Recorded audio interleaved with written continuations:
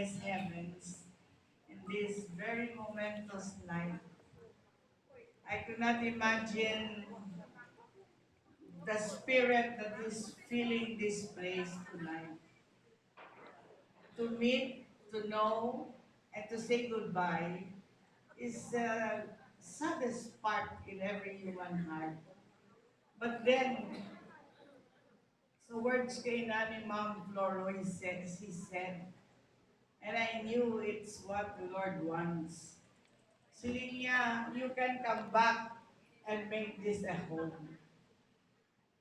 Thank you, Ma'am Floro. You know, the Lord wants really that this school be an extension of every home because He has created a domestic home and the school becomes an extension and the whole world is a home where all members become a family.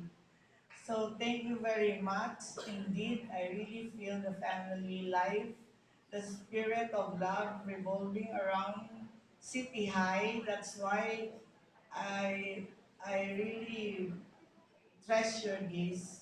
Is most especially my department who has been so bonding and so loving and so caring since I was in time of Mom Teddy, who is like a mother, and most especially now, my Yao, aborted Yao. Thank you very much to all my What's relations, yaw? just like What's the yaw? department. And last but not Payaw the yun least, na. to Pinag-iboy Daddy yun who na has siya been ugod kasi bang so loving and so wala bayaw kind pero to kaysa me yawa. during my stay in the department. Sa linggo lang na siya makita, ay bago lang makita sa renewal, hindi ko makakabalo magambal yung palusulat, dal-dal, sulat ko anay. Wala na protocol, isang tunga dalan, sulatan. Thank you very much, and I love you all, although I cannot kiss you all. Pero we will always ask the Lord for the blessings of everyone. Praise the Lord.